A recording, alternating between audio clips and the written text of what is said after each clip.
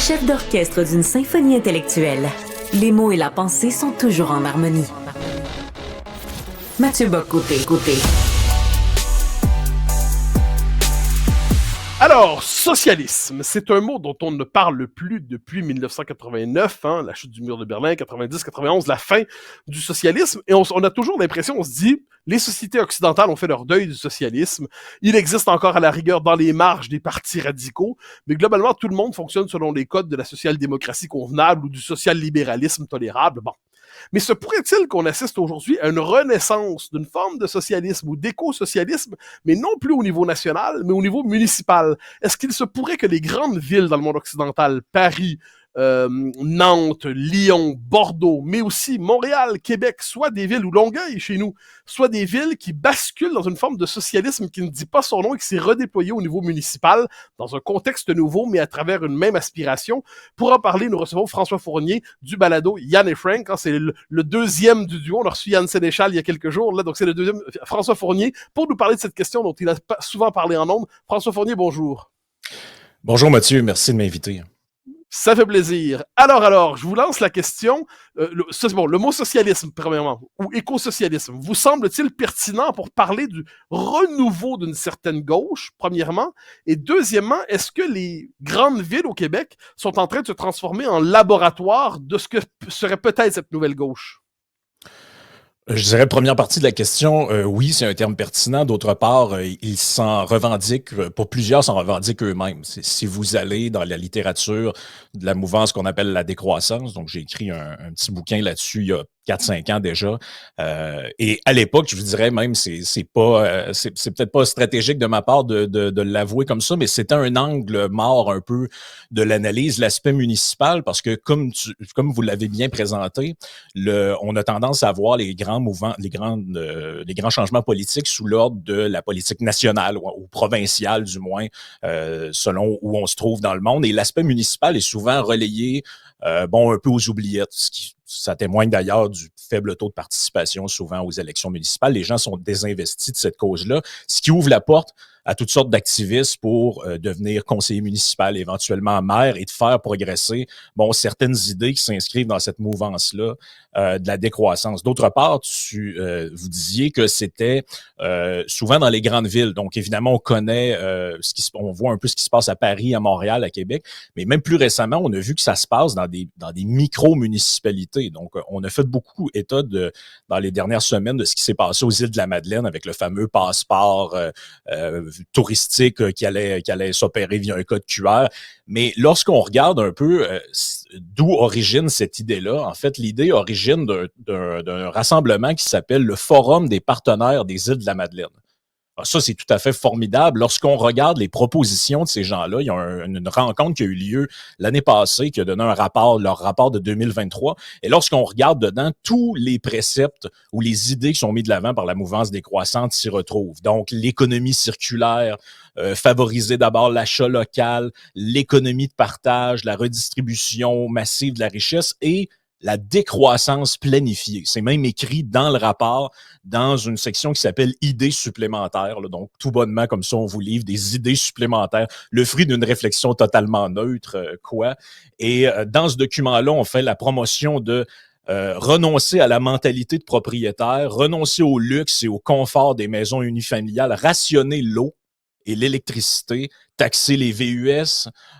Donc, évidemment, ce sont tous des idées qui ont été plus ou moins mis de l'avant par différents acteurs de la gauche. Bon, on a tendance à voir ça uniquement par le prisme de Québec solidaire, la gauche au Québec, mais je pense que le regard doit être posé davantage sur les municipalités ou certaines municipalités parce que il y a vraiment une mouvance de fond là-dedans qui s'inscrit je pense dans quelque chose de plus large au niveau mondial. Peut-être les auditeurs connaissent le fameux regroupement de ce qu'on appelle le C40. Là. Donc, c'est un regroupement de villes à travers le monde qui se sont regroupées et mettent de l'avant certaines idées, notamment, je pense que Nathalie El-Grabli-Lévy a fait un texte dans le Journal de Montréal là-dessus récemment où elle rappelle à juste titre ce qui est là-dedans. Et tout ça n'est pas de la fabulation. Là.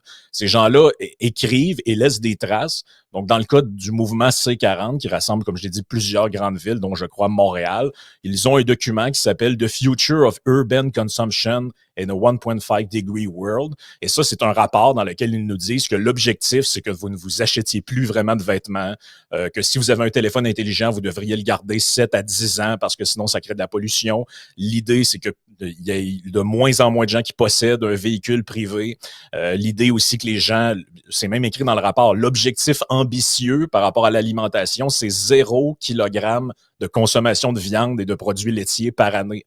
Donc ça, c'est pas moi qui l'invente, c'est pas Nathalie El-Grabli, c'est ce qui est écrit dans ces documents-là. Et ça sert de guide un peu à plusieurs grandes municipalités, Paris, Londres et au Québec, on est un peu toujours en retard sur ça, mais ça va finir par venir chez nous d'une manière ou d'une autre.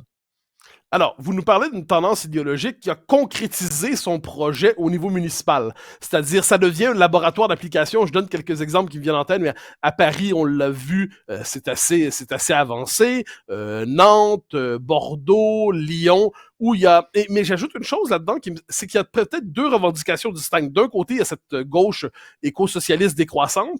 De l'autre, il y a une manière, quelquefois, de présenter ça très concrètement. On dit la ville en 15 minutes ou 8 minutes. Oui, vous connaissez la formule. Bon, mais ça, est-ce que ça correspond pas? Ça, on pourrait dire, c'est l'autre aspect, c'est-à-dire dans des existences de plus en plus écartelées où les gens habitent de plus en plus loin de leur travail, puis la garderie de plus en plus loin de tout le reste. L'idée de faire en sorte que les gens puissent recommencer à vivre sans être toujours dans leur voiture, faciliter l'esprit de communauté dans les villes. Est-ce que ça, nonobstant le côté éco-socialiste, est-ce que ça témoigne pas d'une aspiration qu'ont les gens de vouloir retrouver quelque chose comme une communauté dans les plus grandes villes? Bien, évidemment que c'est le grand paradoxe de notre époque contemporaine où on n'a jamais été, finalement, on vit au travers de plus en plus de gens, mais la plupart des gens vivent de la solitude. Et ça, c'est vrai que c'est un problème peut-être qui mérite d'être adressé d'une manière ou d'une autre, mais je pense qu'au travers de ça, il y a aussi, parce que je pense qu'à juste titre, on parle du wokisme beaucoup dans ces dernières années, vous l'avez bien fait dans le cadre de plusieurs livres d'ailleurs, mais je pense que ça, c'est la déclinaison identitaire, c'est-à-dire la métamorphose du discours identitaire d'une certaine gauche, bon, qui est passée d'une gauche plutôt laïque, plutôt social-démocrate, à justement cette nouvelle gauche-là qu'on pourrait caractériser dans certains cas de woke.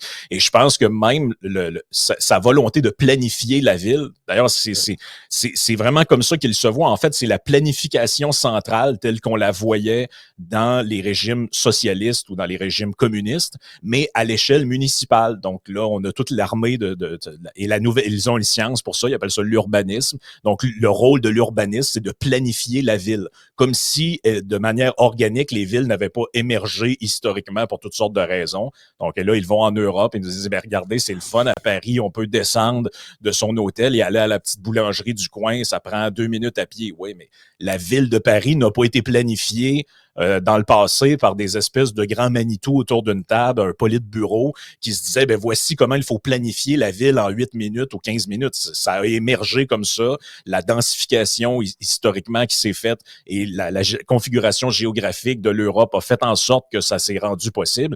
Mais l'idée d'aller importer ça à Chicoutimi, aux îles de la Madeleine ou je sais trop où encore dans une ville nord-américaine, ça relève un peu de l'utopie. C'est pour ça que cette mouvance-là c'est une utopie, l'écosocialisme et la planification municipale, de rendre toutes les villes conformes à un modèle précis comme ça, qui serait un genre d'idéal, une espèce de truc paradisiaque. Et vous remarquez que c'est toujours présenté sous une facette qui est assez séduisante. Là, l'idée de dire on va avoir des transports en commun qui sont confortables, efficaces, rapides. J'ai été à Paris dernièrement, vous le savez, prenez le métro dans ces grandes villes-là, il n'y a absolument rien de confortable et de convivial. Là. Vous êtes entassés un par-dessus l'autre, souvent ça pue même, il y a de l'itinérance, il y a de la consommation de drogue et je pense qu'à Montréal, ça commence à ressembler un peu à ça aussi. Là. Donc c'est très facile de dire aux gens, bon, moi en tant que politicien, je vais garder mon véhicule, mon chauffeur privé, mais vous allez prendre les transports en commun, vous allez marcher pour aller à vos occupations et vous serez heureux comme ça. Ouais, vous serez heureux, ça reste à voir. Là. Alors, vous êtes de Québec ou de la région de Québec. Est-ce que le maire Marchand, selon vous, est dans cette philosophie? Parce qu'on l'a d'abord présenté il y a quelques années comme une figure assez pragmatique, presque un centriste. Est-ce que vous avez l'impression qu'il s'inscrit dans cette philosophie? Est-ce qu'il... Est-ce qu'il le fait consciemment? Je sais pas. Je pense que c'est quelqu'un qui, de par son passé, donc il a été l'ancien patron de Centraide, qui est un organisme qui vient en aide aux gens défavorisés.